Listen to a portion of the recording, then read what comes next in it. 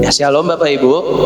Saya ini berdiri di hadapan orang-orang muda yang diperkuat dan diperkuat lagi. Amin. Saya berdiri di hadapan Bapak Ibu. Kayaknya masih belum nangkep. Saya berdiri di hadapan orang-orang muda yang dibuat bertambah kuat dan bertambah kuat dan bertambah kuat hari demi hari. Amin. Atau ada yang sudah merasa tua di sini? Yang merasa tua boleh lambaikan tangan ya.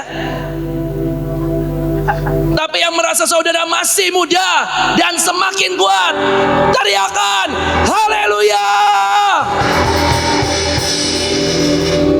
Saya percaya saudara yang ada di tempat ini adalah orang-orang yang sangat ajaib.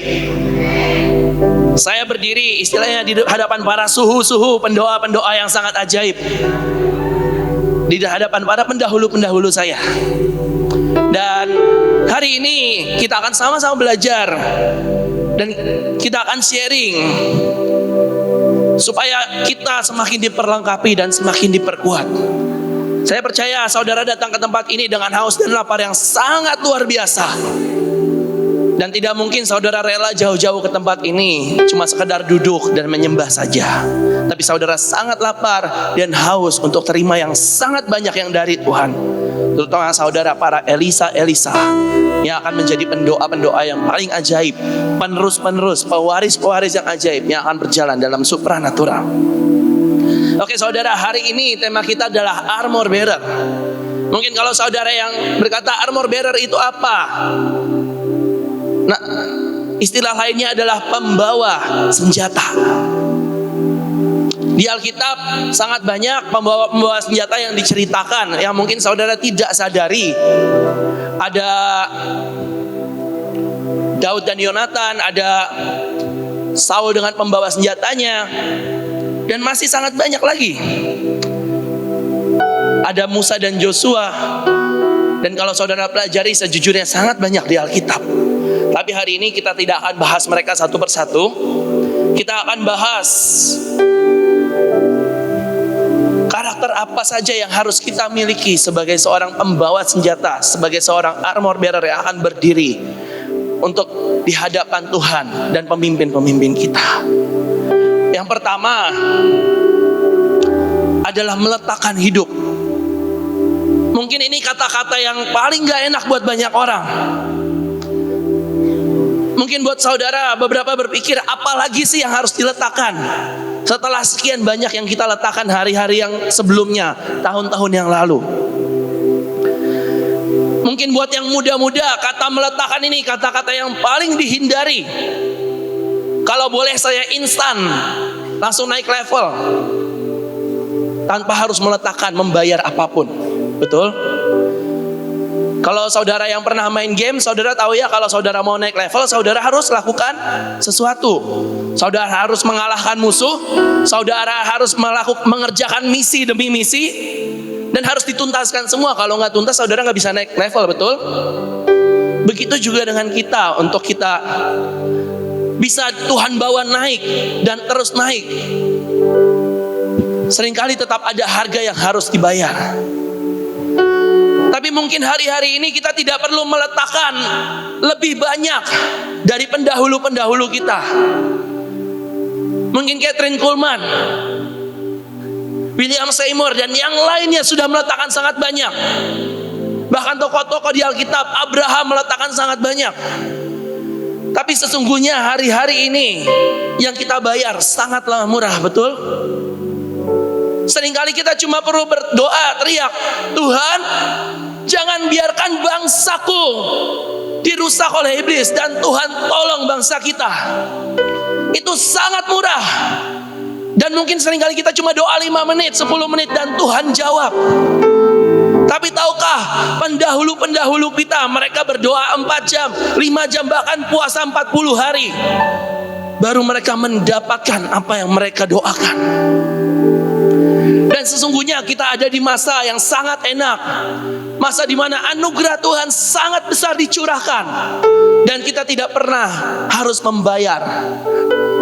dengan sangat mahal. Kenapa? Karena sudah ada orang-orang di belakang kita, pendahulu-pendahulu kita, orang-orang kudus yang selalu mendukung kita, yang sudah membayar harganya di awal. Tapi seringkali waktu Tuhan berkata, "Nak, maukah engkau sekali lagi meletakkan hidupmu dan berjalan bersamaku?" Mungkin banyak orang berkata, "Tuhan, cukup. Jangan paksa aku meletakkan hidup lagi. Sudah terlalu banyak, terlalu sakit." Padahal yang Tuhan minta tidak pernah sebanding dengan yang Tuhan siapkan. Di ayatnya berkata, di Lukas 9 ayat 25, saya baca terjemahannya aja. "Setiap orang yang ingin bertujuan untuk membiarkan aku memimpin, maka bukan kamu lagi yang mengemudi, tetapi aku. Mengasihani diri tidak akan menolongmu, tetapi meletakkan hidup adalah cara untuk bisa menemukan true self dalam dirimu." Saya minta satu orang penari buat jadi contoh. Siapapun boleh. Tadi di ayatnya berkata gini, "Setiap orang yang ingin bertujuan untuk membiarkan aku, Tuhan, memimpin, maka bukan kamu lagi yang mengemudi."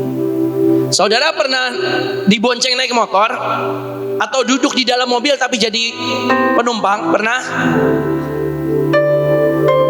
Dan seringkali saudara nggak tahu betul yang nyetirnya ini mau kemana, betul? Saudara mau dibawa lewat jalan pintas atau jalan yang muter-muter, saudara nggak tahu, betul? Dan seringkali waktu ayat ini juga seperti itu, waktu kita membiarkan Tuhan yang memimpin, maka kita akan biarkan Tuhan yang mengemudi. Karena kalau di bahasa Inggrisnya dikatakan, "Kalau aku Tuhan yang duduk di driver seat, biarkan aku yang memimpin, dan engkau cuma perlu mengikuti." Bayangin ya saudara, ini anggap ini kita, anggap saya jadi Tuhannya. Kalau saudara sudah membiarkan Tuhan yang memimpin, maka bagian saudara cuma ngikut aja. Saudara dibawa ke sini ikut, saudara dibawa duduk ikut, saudara dibawa naik ikut, dan bahkan saudara diangkat pun saudara akan ikut seperti ini. Dan itulah waktu kita membiarkan Tuhan untuk duduk di kursi pengemudi dan memimpin kita. Tapi bayangin ya saudara, kita udah kasih Tuhan yang ada di driver seat yang memimpin, tapi kita punya cara sendiri. Coba jalan sendiri, pengennya jalan sendiri. Berat ya, bener ya, coba bayangin, saudara dan Tuhan kuatan siapa? Tuhan. Kalau saudara ngotot, ya Tuhan tinggal ayo kuat-kuatan aja. Coba lawan sekuat tenaga. Gak bisa lepas ya saudara. Sakit katanya. Ya gitu, dengan Tuhan juga kayak gitu. Boleh duduk, terima kasih. Kalau saudara biarin Tuhan yang memimpin, ya artinya saudara sudah membiarkan dirimu untuk diatur sama Tuhan seumur hidupmu, betul? Tapi kalau saudara ngotot punya cara sendiri, ya Tuhan juga tinggal gini, "Oke, boleh, kita kuat-kuatan aja yuk." Dan ujungnya saudara dan Tuhan, kuatan siapa? Tuhan. Tapi saudara tahu nggak, kalau saudara membiarkan Tuhan yang memimpin, itu enak banget. Bayangin saudara dipimpin oleh Tuhan, di situ ada musuh 1000. Tuhan cuma bilang, "Tenang." Tuhan cuma habis semua musuhnya. Di situ ada tembok yang tebal dan tinggi, Tuhan cuma bilang, "Runtuh." Temboknya runtuh. Dan saudara tinggal jalan sama Tuhan, betul? Seringkali kita ini dikasih yang enak, cari yang susah. Hari itu saya ngobrol sama Pak Joshua. Kalau saudara kenal Pak Joshua, saya ini kan sering ngatur sesuatu dan seringkali tanpa sadar membuat sesuatu yang gampang jadi ribet. Dan itu kebanyakan dari kita. Sampai Pak Joshua mengeluarkan satu statement gini, "Kalau bisa ribet, kenapa harus simple?" Saudara ngerti maksudnya? Sesuatu yang ribet, yang simple dibuat jadi ribet, padahal bisa simple. Sampai statementnya dirubah. Biasanya kalau bisa simple kenapa harus ribet? Tapi sekarang dibalik. Ini kebiasaan kita, anak-anak Tuhan. Kalau bisa ribet kenapa harus simple? Seperti waktu itu Naaman cuma disuruh Elisa buat nyelup di sungai. Dan Naaman marah. Kenapa? Padahal itu sesuatu yang simpel, betul ya. Celup 7 kali hilang semua sakitnya, betul? Tapi seringkali kita gitu sama Tuhan. Tuhan bilang, udah lakuin ini aja, simple. Tapi kelihatannya buat kita konyol, padahal itu gampang banget. Tapi kita memilih untuk cari yang ribet dan susah. Itulah yang sering terjadi sama kita. Saya juga sering kali mengalami. Tapi saya berharap waktu saudara memilih untuk meletakkan diri saudara, meletakkan hidup saudara di hadapan Tuhan, saudara biarkan Tuhan yang memimpin. Tuhan yang atur hidupmu. Percayalah, semua yang Tuhan atur itu sesuatu yang simple, yang akan membuat saudara bisa melesat, bahkan gak berhenti sedikit pun. Bayangin saudara, kalau saudara naik motor, saudara nyetir sendiri 60 km per jam aja itu udah cepet banget, betul ya, terutama ibu-ibu, betul? Tapi kalau saudara nebeng, cuma duduk di belakang aja, saudara udah dibawa lari 70-80 aja, kadang gak berasa, betul ya? Betul ya? Saudara mau tidur tinggal peluk yang nyetir aja bisa. Apalagi di mobil, mau tidur kaki diangkat semuanya juga bisa, betul? Itu enaknya kalau kita biarin Tuhan yang nyetir memimpin kita. Bahkan kita di dalam keadaan gak bisa nyetir, kita tetap bisa sampai di tujuan, betul? Itu enaknya waktu kita membiarkan diri kita dipimpin oleh Tuhan.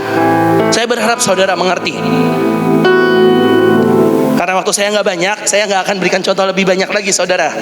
Dan saya berharap saudara mengerti dan sangat mengerti. Tapi yang berikutnya di ayatnya dikatakan, tetapi meletakkan hidup adalah cara untuk menemukan true self di dalam dirimu. Nah, seringkali waktu saudara sudah meletakkan diri, membiarkan Tuhan yang memegang hidupmu, Tuhan itu gak akan pengen kalau saudara dalam keadaan yang, misal saudara tahun 2010 saudara seperti ini, dan tahun 2023 saudara tetap sama. Apa Tuhan mau seperti itu? Enggak. Tuhan ingin saudara semakin di-upgrade, semakin diperlengkapi. Makanya saya tadi bilang saudara ini orang-orang muda yang semakin diperkuat dan diperkuat. Saya tidak mau bilang saudara orang-orang tua. Saya mau bilang saudara orang-orang muda yang terus diperkuat. Loh, saya juga gak mau jadi orang tua dalam fisik ya. Saya mau umur saya bertambah. Tahun ini saya masuk kepala 3. Dan saya mau saya ini semakin diperkuat dan perkuat, tidak semakin lemah. Tapi banyak orang berkata, udahlah umur saya udah tua, biar yang lain aja. Kalau saudara tahu saudara semakin umur-umur bertambah, saudara makin diperkuat. Makanya ada istilah makin tua makin jadi. Saudara akan terus upgrade dirimu. Jangan biarkan diri saudara ditinggal sama yang muda. Jangan biarkan diri saudara disusul. Itu ya saudara. Nah, tapi waktu kita membiarkan Tuhan memimpin kita, mengatur hidup kita, seringkali Tuhan mulai mengorek-ngorek hidup kita. Tuhan mulai bongkar. Mungkin selama ini kita ini pengecut, tapi kita tutupi. Dan Tuhan mulai bongkar, Tuhan mulai munculkan, ini kamu tuh pengecut sebenarnya. Atau mungkin kayak Yakub, waktu hari itu dia ditemui oleh Tuhan di Sungai Yabok. Hari itu mungkin tidak diceritakan detail, tapi hari itu waktu Tuhan berkata, siapa namamu? Hari itu Yakub menjawab dengan menangis, Tuhan, aku Yakub si penipu itu. Aku Yakub si penipu itu. Mungkin gak banyak orang yang tahu true self-nya Yakub awalnya adalah penipu. Tapi seringkali kita menutupi, membungkus semuanya dengan segala sesuatu yang bagus. Padahal di dalam ini ada yang sangat fragile, yang sangat mudah untuk crack. Begitu itu disentuh, kita hancur.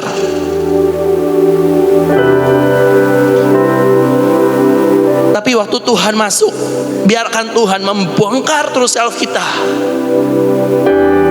Sakit nggak? Sakit. Sakit. Tapi waktu kita biarkan Tuhan bongkar dan Tuhan kerjakan sesuatu, dari true self yang dibongkar, kita akan terus dibawa sampai ke core identitas kita, sampai kita jadi seperti yang Tuhan mau. Bayangin Yakub dari seorang penipu, Tuhan ubah sampai jadi Israel, bangsa yang besar, bangsa yang terkuat, bangsa yang sampai hari ini tetap ada dan namanya tetap tertulis, saudara. Saya waktu Tuhan kasih nama Israel, saya berkata amin. Loh, nama asli saya IKTP di akta lahir nggak ada Israelnya. Tapi waktu hari itu Tuhan kasih nama Israel, saya berkata amin. Saya ini punya nama Claudio. Claudio itu depannya artinya pincang, saudara. Dan waktu saya lihat hari itu Yakub dibuat pincang sama Tuhan, buat saya, amin Tuhan, Engkau bisa ubah saya jadi Israel seperti yang Kau mau. Dan saudara punya perjalanan pribadi dengan Tuhan. Saudara punya perjumpaan pribadi mungkin lebih banyak daripada saya. Dan saya percaya waktu saudara biarkan Tuhan mengerjakan, saudara akan jadi sangat ajaib dan sangat ajaib. Menjadi armor bearer, menjadi pembawa senjata bukan berarti Tuhan pengen saudara ada di bawah dan tidak jadi apa-apa. Salah besar. Tapi waktu saudara jadi armor bearer, jadi pembawa senjata dan saudara letakkan hidupmu, Tuhan sesungguhnya ingin mengangkat engkau naik sangat tinggi dan sangat cepat. Kemudian yang selanjutnya, menjadi armor bearer artinya saudara mengejar yang ilahi. Saya nggak akan masuk ke ayatnya dulu. Saya minta tolong jubah saya.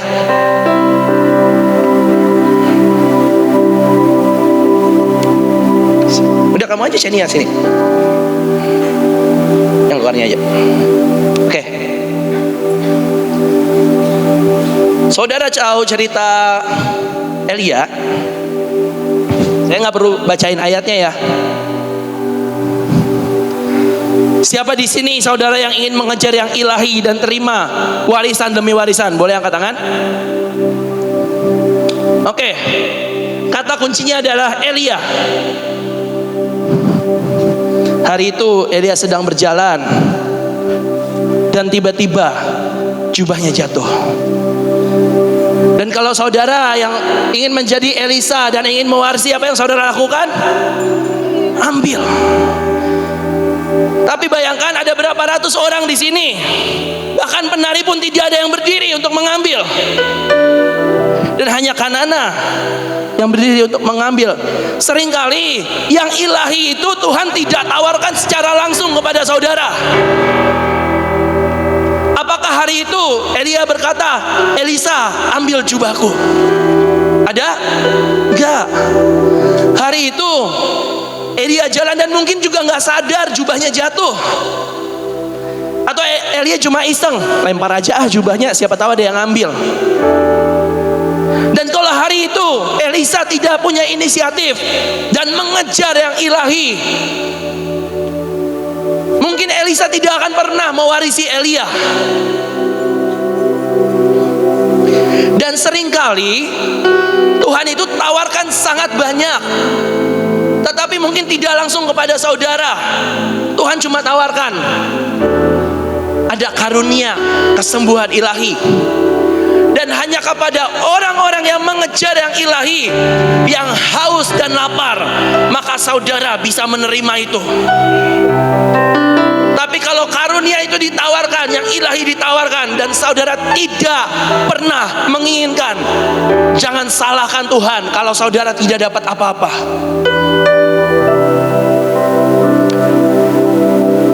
Seberapa banyak yang saudara mungkin sadar, saudara jawab di dalam hati saudara sendiri, Tuhan pernah tawarkan sesuatu di dalam hidupmu dan engkau tidak mengambilnya, dan engkau tidak mengejar itu dengan sungguh-sungguh, dan hari ini itu hilang dari saudara.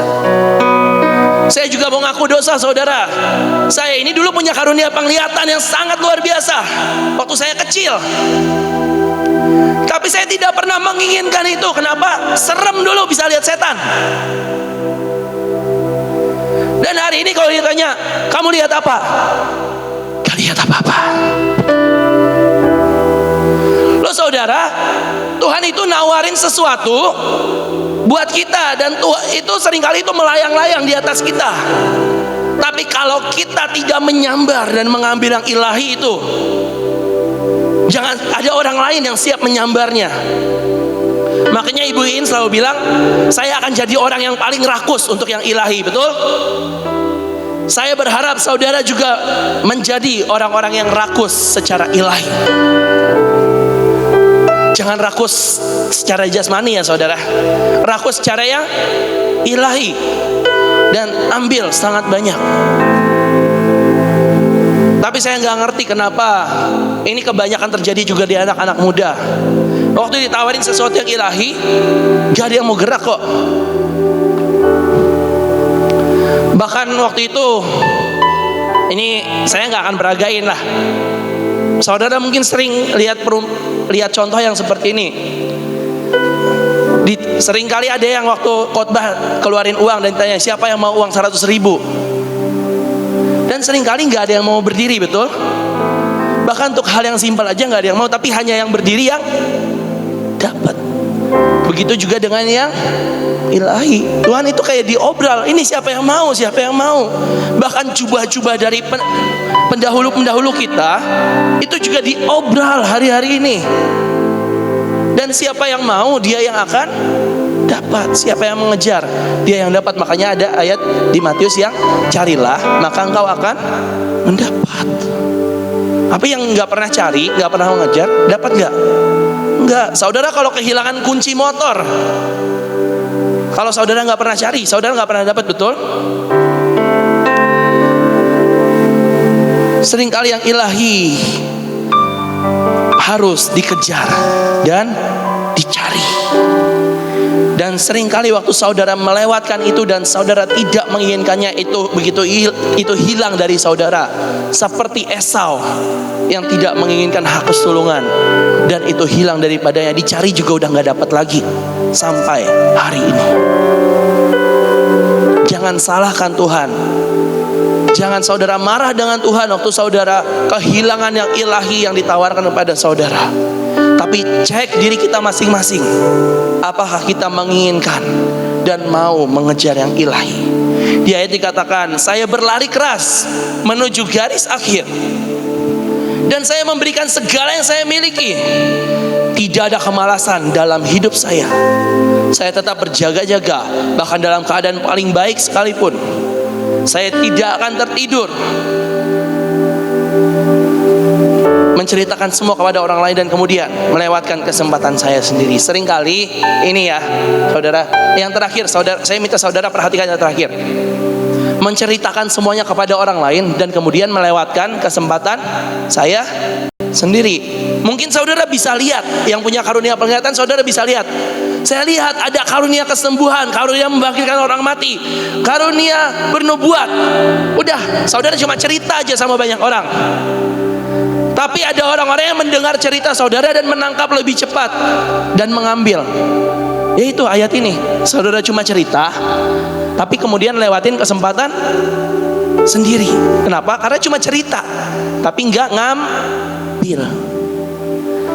Cuma cerita, senang banget cerita, tapi ngambil juga enggak. Dan orang yang dengar ceritanya berapi-api dan ngambil. Makanya seringkali, bayangin ya saudara, ini mungkin ada 200-an orang, 300 orang. Dari sekian banyak orang, nanti yang pulang dan hidupnya berubah dan terima yang besar, mungkin gak banyak. Mungkin gak banyak. Bahkan orang-orang yang di Mahanaim pun malah seringkali gak terima. Yang dari provinsi malah yang terima. Kenapa? Karena mereka lebih haus dan lapar untuk mengejar. Dan waktu kita menjadi biasa, jadi kenyang, dan sudah tidak menginginkan dan mengejar itu, kita akan terlewat sangat banyak. Itu untuk yang ilahi. Dan yang penting waktu kita mau jadi armor bearer, kenapa kita harus kejar yang ilahi? Karena kita harus di-upgrade di tubuh, jiwa, dan roh kita. Karena kalau kita gak pernah upgrade dan Tuhan minta kita lakukan sesuatu dan kita gak bisa, kita tidak akan dipakai. Nah, hari ini bersyukurlah kalau saudara masih dibutuhkan dan dipakai Tuhan. Bahkan Tuhan juga sudah berkata di Alkitab, kalau saudara diam, batu yang akan bicara. Artinya Tuhan sebenarnya bisa gak pakai seluruh semesta buat bicara, menyampaikan firman Tuhan? Bisa. Tapi Tuhan masih kasih kepada saudara untuk saudara bisa dipakai Tuhan. Tapi saudara butuh upgrade, saudara. Butuh upgrade. Mungkin yang bapak ibu yang sudah dewasa, mungkin saudara tidak terlalu biasa menggunakan handphone, tapi saudara bisa khotbah dengan sangat kuat. Atau mungkin saudara hari ini belum bisa khotbah sangat kuat, upgrade supaya saudara bisa menyampaikan firman dengan sangat kuat dan tepat. Yang muda-muda, pakailah handphonemu. Ini kemudahan sekarang. 1 kali send, ribuan, puluhan ribu orang bisa baca firman Tuhan, bisa mendengar kesaksian. Dulu Paulus jalan kaki 2 tahun buat menangin Asia kecil. Asia kecil ya saudara, bukan Asia besar. Asia kecil 2 tahun. Dan saudara gak perlu jalan kaki hari ini. Bahkan sekarang, kemarin saya mendapati dari lantai 3 ke lantai 4 naik lift.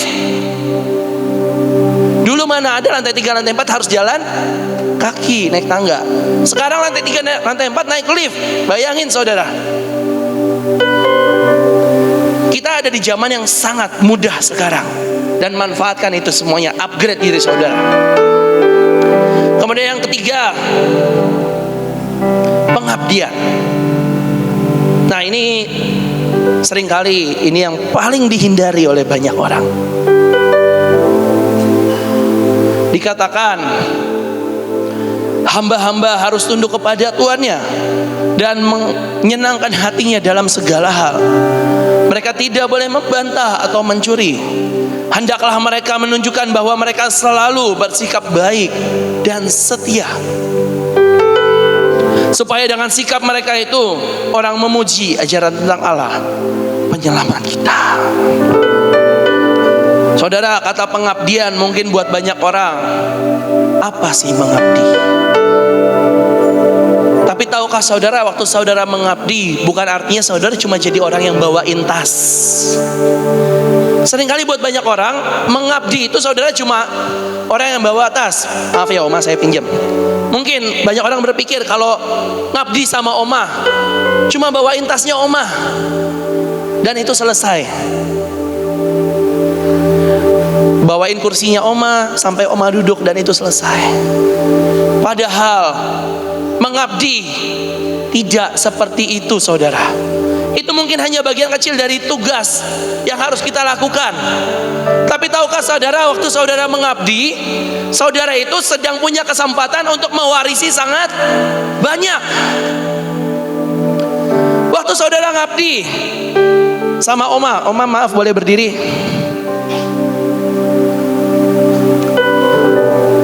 Tahukah saudara, mungkin gak banyak orang yang mau ngabdi sama Oma. Tapi tahukah saudara, Oma ini sampai di umur segini, Oma umurnya berapa? 42 kali 2 lebih 5 bulan, lebih 15 hari. 84 tahun saudara. Hari ini Oma masih doling? Masih tiap minggu naik mobil, tapi nggak jalan kaki yang cuma yang deket aja. Oma umur 84 tahun tiap minggu doling. Ya. Saudara yang masih muda Dari Mahanaim sampai rumahnya sampai Sentul, saudara. Itu nggak dekat ya, saudara. Tapi yang muda-muda, kamu boleh maju sini.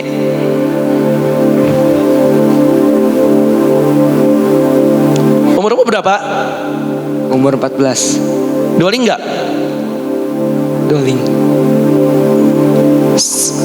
Doling kalau disuruh atau rutin? Disuruh sih. Disuruh, saudara. Bayangin ya, saudara. Oma umur 84 tahun. Makanya saya bilang ini anak-anak muda, orang-orang muda yang diperkuat dan diperkuat. Masih doling setiap minggu. Tapi yang muda doling cuma kalau disuruh. Bayangin, saudara bisa lihat bedanya. Boleh duduk, Oma. Nah, sorry. Dan seringkali orang waktu lihat ngabdi sama Oma, ujungnya cuma bawain kursinya Oma, bawain tasnya Oma, dan jadi nyusahin. Padahal waktu saudara ngabdi sama Oma, kalau saudara bisa mengerti dan melihat, saudara punya kesempatan untuk mewarisi. Bahkan sampai umur 84 tahun tetap kuat. Naik ke lantai 5 gak ada lift. Tapi berapa banyak orang yang masih umur 50 tahun naik lantai 5 aja udah susah, udah begini, aduh. Warisi kekuatan yang tidak pernah habis. Warisi kekuatan doanya. Saya berharap saudara bisa lihat itu, dan mungkin ada lebih banyak lagi yang saya nggak bisa ceritain yang Oma punya. Terima kasih Oma, silakan duduk. Bayangin saudara, seringkali kita tuh nggak bisa lihat yang seperti itu untuk mewarisi dari mengabdi. Dan buat kebanyakan orang, mengabdi itu ribet. Harus standby 24 jam. Berapa banyak di antara saudara yang disuruh standby 24 jam dan saudara mau? Gak banyak, saudara. Tapi mungkin Tuhan juga ngerti. Tuhan mungkin gak minta kita standby 24 jam kok. Yang penting Tuhan mau kita mengerti, artinya mengabdi.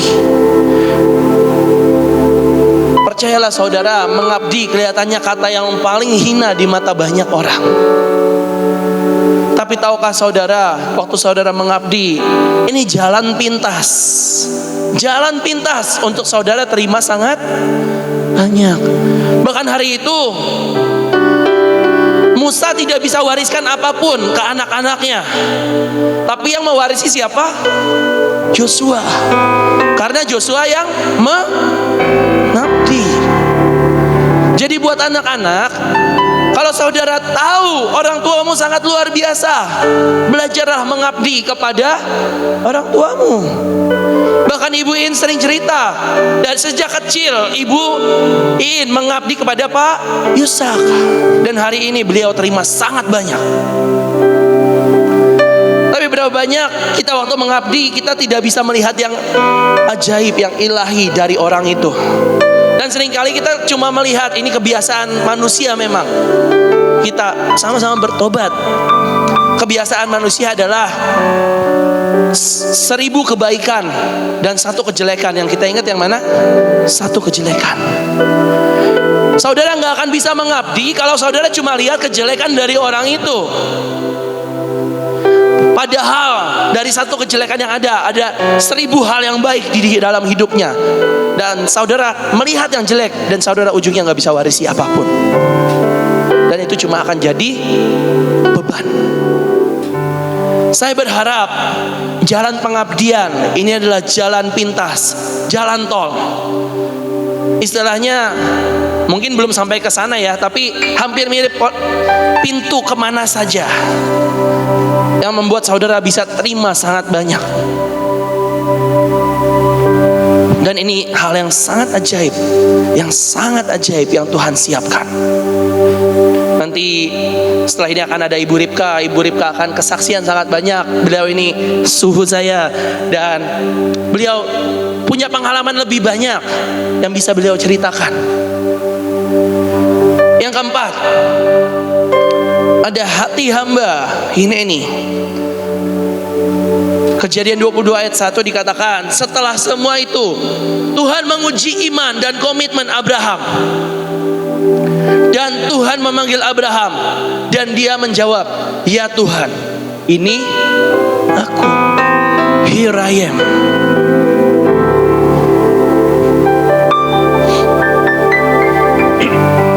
Tahukah saudara, hati hamba dan pengabdian ini selalu berhubungan dan selalu terikat dengan sangat kuat. Saudara tidak akan bisa mengabdi kalau saudara nggak punya hati hamba. Saudara nggak akan bisa mengabdi kalau saudara nggak kenal yang arti dari hineni. Dan banyak orang berkata,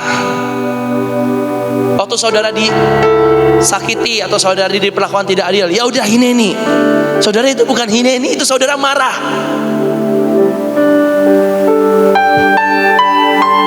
Tapi tahukah saudara, waktu saudara berkata hineni, here I am Lord, dalam segala hal, bahkan apapun yang Tuhan minta, saudara tahu, here I am. Tuhan, Engkau butuh aku untuk berdoa di kota lain, aku siap Tuhan. Bahkan ada firman Tuhan kok yang berkata, celakalah orang yang tidak ada pada saat Tuhan membutuhkan. Tapi tahukah saudara, waktu setiap kali Tuhan butuh saudara, pemimpin saudara butuh saudara, dan Tuhan, saudara selalu berkata, Tuhan, here I am. Ini aku siap. Bahkan ada lagu, ini aku, utuslah aku. Tapi banyak orang berkata, Tuhan, ini aku, utuslah dia. Maunya cuma diangkat, maunya cuma dilihat bagus, tapi utuslah dia Tuhan. Aku terima enaknya aja. Tapi maukah saudara, Tuhan, ini aku, utuslah aku. Tuhan, ini aku siap untuk mengerjakan apapun. Bahkan kalau saudara baca cerita Abraham, seumur hidupnya dia cuma berkata, here I am, here I am. Abraham keluar dari Ur Kasdim, here I am. Bahkan sampai di satu titik Tuhan minta Abraham, serahkan Ishak, anakmu. Hari itu tidak ada bantahan satupun dari mulut Abraham yang keluar dan bertanya, Tuhan kenapa? Tapi Abraham cuma berkata, here I am. Bisakah saudara, waktu Tuhan mencari saudara, saudara berkata, here I am. Bahkan waktu hari itu Samuel dipanggil oleh Tuhan, kalau dia tidak menjawab Tuhan, ini aku. Mungkin hari itu Samuel tidak akan pernah dipakai oleh Tuhan menjadi nabi yang sangat ajaib. Tapi bersyukurlah hari itu ada Eli yang mengajari Samuel. Dan saya percaya saudara di tempat ini, saudara bukan pengembara atau vagabond. Saya percaya saudara di tempat ini, saudara punya orang di mana saudara melekatkan diri saudara. Saudara punya pemimpin atau minimal saudara melekatkan diri saudara dengan Tuhan.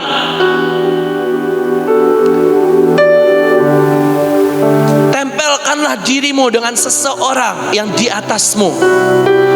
Entah itu pemimpin saudara, entah itu Tuhan. Tempelkanlah dirimu. Dan saudara akan ngerti untuk belajar artinya hati hamba, hineni, here I am. Dan bahkan kalau saudara gak ngerti, percayalah, pemimpin saudara bukan orang yang terlalu jahat berkata gak ngerti, ya udah. Tuhan juga gak akan, kalau saudara gak ngerti langsung ditinggal, enggak. Pasti itu saudara akan diajari. Seperti hari itu Samuel dipanggil, Samuel. Dia nggak ngerti itu Tuhan yang panggil. Dia datang ke Imam Eli sekali, Bapak manggil aku? Enggak. Balik lagi. Terus diulang-ulang sampai akhirnya Imam Eli ngerti ini yang manggil Tuhan. Dan Imam Eli ngajarin Samuel, kalau kamu dipanggil lagi, jawab, ya Tuhan, ini aku. Kita dengan Tuhan, kita dengan pemimpin kita juga seperti itu. Waktu kita nggak ngerti, belajarlah untuk tanya. Belajarlah untuk punya hati yang mau diajar. Dan kita akan diajari, dan kita akan mengerti banyak hal, dan kita akan terus di-upgrade. Yang kelima, ini 2 poin terakhir. Di 1 Korintus 4 ayat 2 dikatakan, yang pertama-tama dituntut dari pelayanan yang demikian adalah bahwa ia setia kepada tuannya. Dan yang ayat selanjutnya, Tuhan Allahmu akan menjadikan kamu pemimpin di antara bangsa-bangsa dan bukan pengikut kalau kamu setia. Kesetiaan ini hal kecil sebenarnya, tapi banyak orang tidak bisa melakukannya. Tahukah saudara, waktu saudara mengabdi, saudara tidak bisa mengabdi kepada dua Tuhan yang berbeda. Makanya sampai Tuhan berkata, engkau pilih aku atau pilih Mamon. Karena saudara nggak bisa mengabdi kepada Tuhan dan Mamon secara bersamaan. Percayalah, mungkin di mulut saudara bilang, bisa kok, bisa. Tapi hati ini gak bisa bohong. Menjadi armor bearer, menjadi pembawa senjata, mengabdi, itu bicara soal hati saudara. Itu gak pernah cuma bicara soal yang keluar dari mulut, tapi yang di hati, inilah yang paling penting. Dan waktu saudara tidak punya kesetiaan, yang di hati ini gak akan pernah bisa setia. Kalau saudara nggak punya kesetiaan, saudara akan seperti ini. Yang di sini enak, saudara akan ke sini. Di sini mulai kurang enak. Oh, di sana lebih enak. Oke, saya di sini aja. Ngabdi sama yang ini. Udah nggak cocok, nggak enak. Yang ini lebih enak. Pindah lagi ke sini. Itu bisa dibilang setia, saudara? Nggak bisa. Tapi memang pada kenyataannya kita akan banyak orang berkata rumput tetangga lebih hijau. Pemimpin, waktu kita ada di bawah pemimpin ini, yang satu, yang A, kita lihat, wah di pemimpin B lebih enak. Begitu pindah ke pemimpin B, kita udah lihat jelek-jeleknya, wah nggak enak juga, pindah lagi ke pemimpin C. Terus aja saudara seperti itu. Dan saudara tidak akan pernah menemukan yang seperti saudara mau. Istilahnya di dunia ini tidak ada perfect condition. Nggak akan pernah ada perfect condition saudara. Banyak orang mencari timing terbaik untuk melakukan sesuatu, padahal nggak pernah ada timing terbaik. Semua akan selalu berubah dan berubah. Begitu juga waktu saudara mengabdi, nggak akan pernah ada pemimpin yang cukup baik kok di mata banyak orang. Setiap pemimpin tetap punya kelemahan. Setiap pemimpin tetap punya kesalahan, tetap punya dosa. Tapi apakah saudara bisa melihat bukan kejelekannya dan saudara memilih untuk setia? Sejujurnya semua poin ini sangat berkaitan. Tapi banyak orang gak bisa setia karena apa? Karena selalu yang jelek yang dilihat, bukan yang baik, yang ilahi. Dan banyak kali saudara waktu belum mendekat kepada orang itu, saudara gak akan bisa lihat sisi jeleknya. Betul? Betul? Kalau saudara cuma dari belakang sana lihat saya khotbah di sini, saudara lihat yang jeleknya apa dari saya, saudara gak akan bisa lihat. Tapi kalau saudara lihat, hiduplah 24 jam dengan saya, saudara akan lihat banyak yang jelek dari saya. Minimal tinggal satu kantor, kerja bareng saya, saudara akan lihat jeleknya saya. Saya ini begitu saya lihat saudara ngerjain sesuatu gak beres, maaf, saya akan bentak. Dan banyak orang lihat dia suka marah-marah begitu udah kenal saya, gak suka, cari yang lain. Saya juga udah nggak tahu udah berapa banyak anak yang ikut di bawah saya kabur sama saya. Karena begitu saya marahin kabur. Dan seringkali kita begitu. Untuk kita bisa setia, kita harus yang di-set di sini, di hati kita. Tetapkanlah hatimu untuk setia kepada satu pemimpin, maka saudara akan bisa terima sangat banyak. Sekali lagi, saudara tidak bisa mengabdi kepada dua Tuhan, kepada dua pemimpin. Karena pasti, percayalah, hati saudara akan bagi. Suka tidak suka, hati saudara akan terbagi. Yang A suruh apa, yang B suruh apa, saudara di tengah-tengah. Ujungnya saudara stres. Sekali lagi saya berharap saudara mengerti, kesetiaan adalah hal kecil, tapi ini adalah hal yang paling penting karena ini berurusan dengan hati saudara. Tapi ayatnya juga ajaib kok. Tuhan Allahmu menjadikan kamu memimpin di antara bangsa kalau kamu setia. Makanya ada perumpamaan tentang talenta, betul? Yang dikasih 1, dikasih 2, dikasih 5. Yang setia dikasih lebih banyak lagi. Yang gak setia apa? Diambil. Udah cuma punya 1, diambil, dicampakkan. Saudara, jangan pernah berharap saudara diberikan kepercayaan untuk hal yang besar kalau saudara gak bisa setia sama yang kecil. Ini mungkin hal yang paling sering saudara dengar. Setialah dalam hal kecil, maka engkau akan dipercayakan hal yang besar. Tapi seringkali kata-kata ini cuma jadi angin lewat buat saudara. Oh iya, oke. Tapi itu gak pernah saudara simpan di dalam hati saudara dan saudara renungkan. Tapi kalau saudara renungkan, itu akan jadi hal yang sangat ajaib untuk hidup saudara. Amin. Yang terakhir, saya gak akan lebih banyak karena waktunya gak panjang. Sepakat. Saudara juga mungkin sudah sering baca ayat ini. Berkatalah Yonatan kepada bujang pembawa senjatanya itu, mari kita menyeberang ke dekat pasukan pengawal orang-orang yang tidak bersunat ini. Mungkin Tuhan akan bertindak untuk kita. Sebab bagi Tuhan tidak sukar untuk menolong, baik dengan banyak orang maupun dengan sedikit orang. Lalu jawab pembawa senjatanya itu kepadanya, lakukanlah niat hatimu itu, sungguh aku sepakat.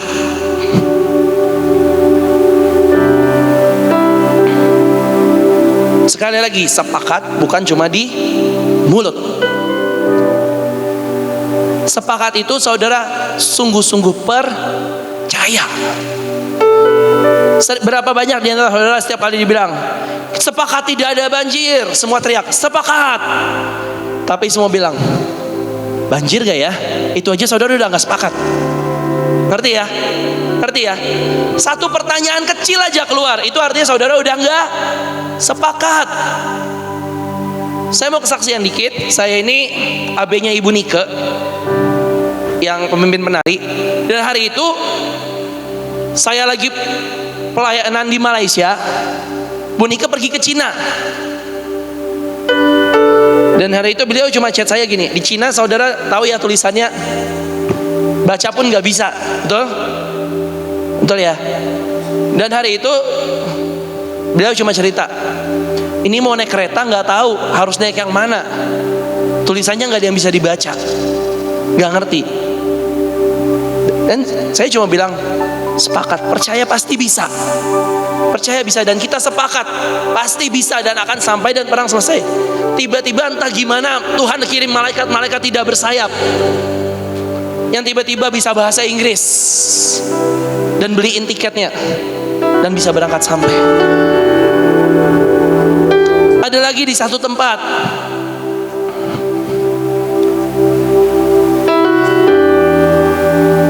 naik bus, nggak tahu bus mana yang lewat. Ini bus mau kemana ya? Istilahnya kalau di Indonesia, ini bus mau ke Tanah Abang, mau ke Lebak Bulus, atau mau ke Cengkareng. Saudara mau ke Cengkareng tapi naik bus Tanah Abang karena nggak ngerti. Ya sampailah saudara di Tanah Abang, nggak akan pernah sampai ke Cengkareng. Dan hari itu sekali lagi kita sepakat dan kita bilang percaya Tuhan pasti tolong. Dan Tuhan itu unik saudara. Seringkali Tuhan itu kirim malaikat-malaikat tidak bersayap kepada saudara, yang tolong saudara. Dan mungkin saudara ditolong, saudara lakuin, saudara belum bilang terima kasih, orang itu udah gak ada. Dan seringkali Tuhan kirim malaikat-malaikat tidak bersayap. Istilah saya ya, itu malaikat-malaikat tidak bersayap. Waktu saudara bisa sepakat. Lo bayangin saudara, saya perut segini ya. Gendut gak? Gendut ya? Gendut ya? Saudara percaya gak saya bisa naik gunung dengan perut segini?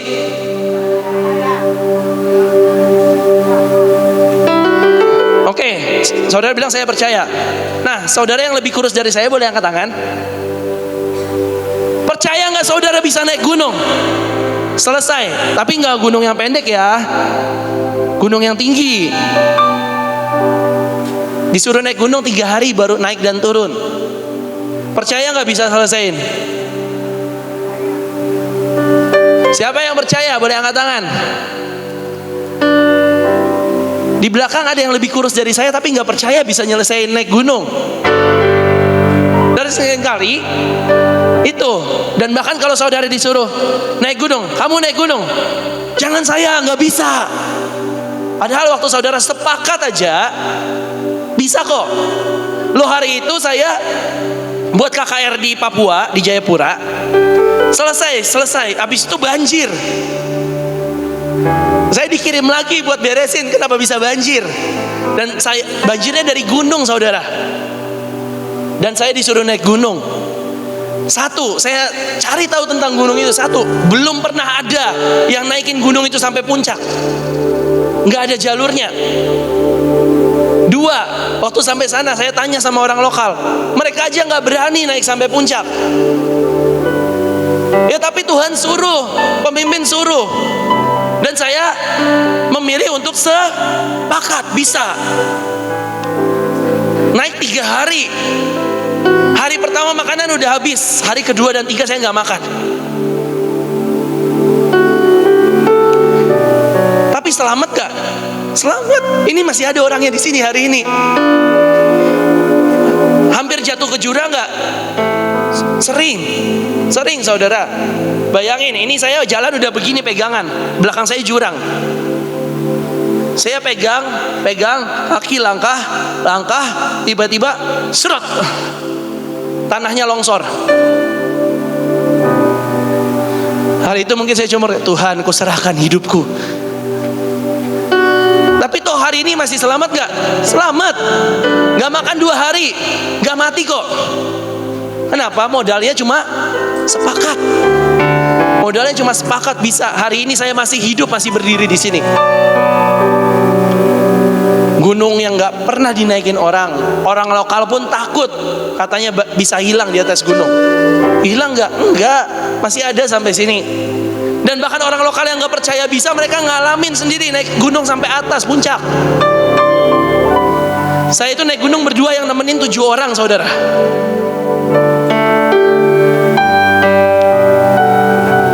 Dan bisakah saudara percaya kalau sepakat itu punya kekuatan yang sangat dahsyat? Sepakat itu punya kekuatan jauh lebih besar dari kekuatan yang saudara punya. Makanya dikatakan, lakukanlah niat hatimu, sungguh aku sepakat.